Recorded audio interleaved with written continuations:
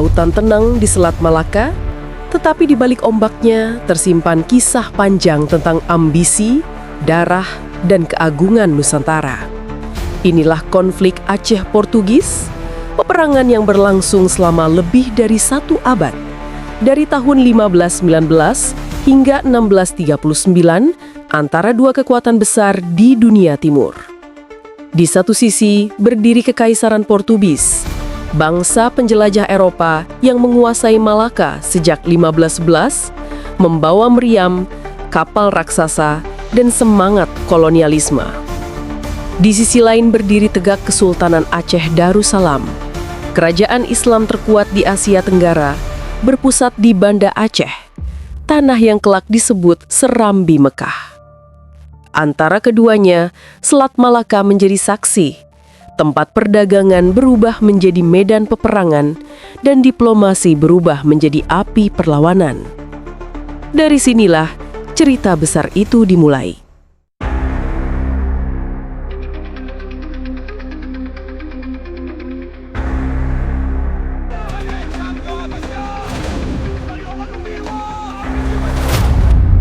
Tahun 1511 Masehi, dunia Melayu berguncang. Kota Malaka, pusat perdagangan rempah terbesar di Asia Tenggara, jatuh ke tangan bangsa asing. Pasukan Portugis dipimpin oleh Afonso de Albuquerque menembus benteng Malaka dengan meriam dan api. Ribuan rakyat gugur. Suara azan dan takbir yang dulu menggema di pelabuhan berubah menjadi jeritan perang. Dari hari itu, Selat Malaka tidak lagi aman. Kapal-kapal dagang Nusantara dipaksa tunduk pada peraturan Portugis, dan negeri-negeri Islam di pesisir Sumatera mulai kehilangan kebebasan.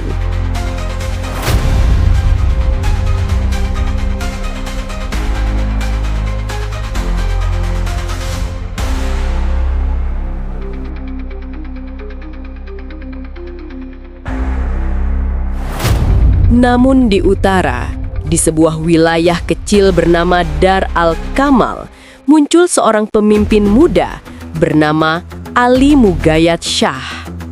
Beliau menyatukan negeri-negeri kecil di pantai barat Sumatera, mempersatukan rakyat dalam semangat jihad dan kedaulatan.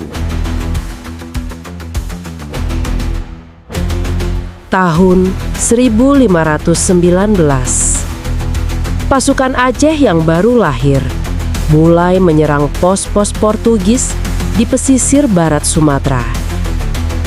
Disinilah awal mula konflik Aceh Portugis bermula, bukan sekadar perang memperebutkan pelabuhan, tetapi perang mempertahankan kehormatan, keislaman, dan marwah bangsa. Dalam waktu singkat, bendera hijau Aceh berkibar dari Pidi hingga Daya. Portugis mulai menyadari bahwa di ujung barat Sumatera telah lahir kekuatan baru yang tak bisa diremehkan. Juga Amirul Mukminin, kami datang membawa amanah persahabatan dari Kesultanan Aceh untuk Paduka Raja di Raja. Tahun 1568 Masehi, angin dari Samudra Hindia membawa kabar besar tentang kebangkitan satu kerajaan Islam di ujung barat dunia Melayu, Kesultanan Aceh Darussalam. Di bawah kepemimpinan Sultan Alauddin Riayat Shah Al-Kahar, Aceh telah menjadi pusat ilmu, perdagangan, dan kekuatan militer terkuat di Nusantara.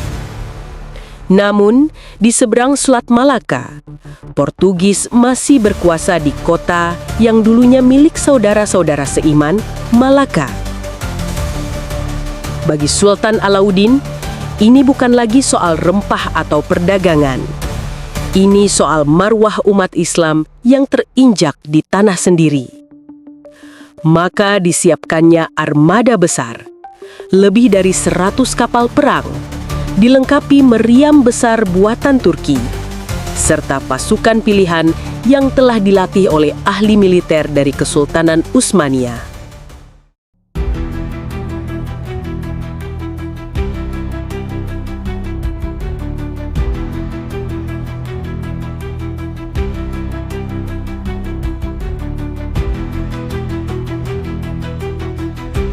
Catatan sejarah menyebut, utusan Aceh dikirim langsung ke Istanbul, menghadap Khalifah Sultan Sulaiman Al-Kanuni, meminta bantuan senjata dan ahli meriam untuk melawan Portugis. Permintaan itu dikabulkan.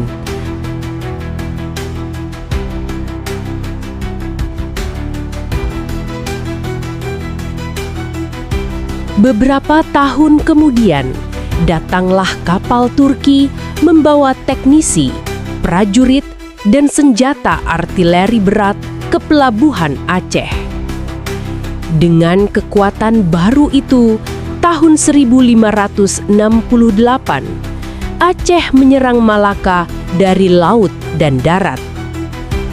Ledakan meriam mengguncang langit Selat Malaka. Kapal-kapal Aceh mengepung pelabuhan, sementara pasukan darat menyerang dari pesisir selatan.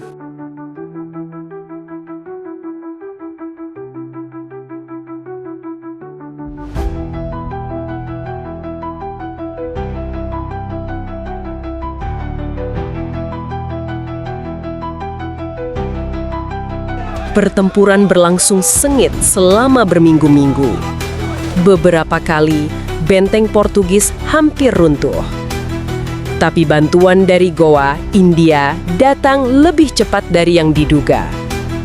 Portugis bertahan mati-matian, dan serangan Aceh akhirnya ditarik mundur. Namun perang ini bukanlah kekalahan. Sebab sejak saat itu, Portugis tak lagi tidur tenang di Malaka. Mereka sadar bahwa Aceh telah menjadi ancaman nyata, dan kekuatan Islam Nusantara tak bisa diremehkan. Dari hubungan ini pula, Aceh dikenal sebagai sekutu resmi Kesultanan Utsmani di timur. Simbol perlawanan Islam global terhadap kolonialisme Barat.